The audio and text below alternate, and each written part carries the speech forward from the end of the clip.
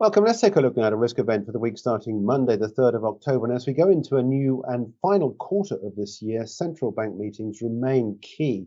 And the risks have really been on the upside, a continuation of the ultra hawkishness that we've seen. And the Australian Central Bank is no exception. We've got a meeting on Tuesday next week where we're widely expecting a 50 basis point increase. But the interesting thing about this meeting is that whilst the Reserve Bank of Australia has been ahead of some of the other central banks in their aggressiveness in terms of interest rate rises, it's widely anticipated that this 50 basis points we're expecting next week may well be the end of the recent hawkish run. But could we nonetheless still see the risk of more hawkish commentary coming through from the Reserve Bank of Australia? So against the US dollar, it's not really worth measuring the Aussie against that because we know about the US dollar's position. So I thought perhaps we'd take a trade against the Japanese yen. And we'll take a look at this because we've got a number of touches on this rising line of support that we've seen from the low point we had back on the 12th of May all the way down at 87.30. And the third touch came the last few days or so. In fact, it spiked through that.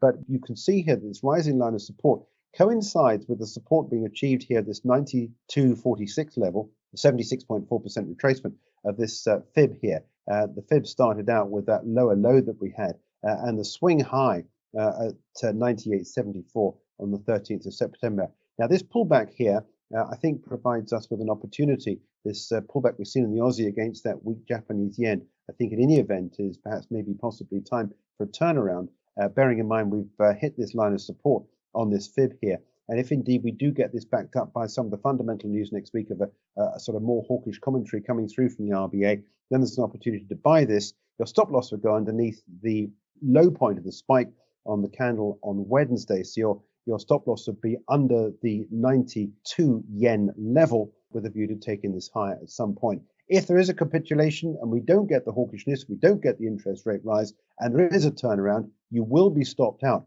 which means you won't lose much money. If that is a trade that you follow up on, then would be the opportunity possibly to sell this down to this line of support, which is this red box down here that I've drawn, which coincides with the 200-day moving average. But that's not the best case. The best case is I think that we're going to get more hawkish rhetoric, and there's an opportunity here to buy the Aussie against the Japanese yen.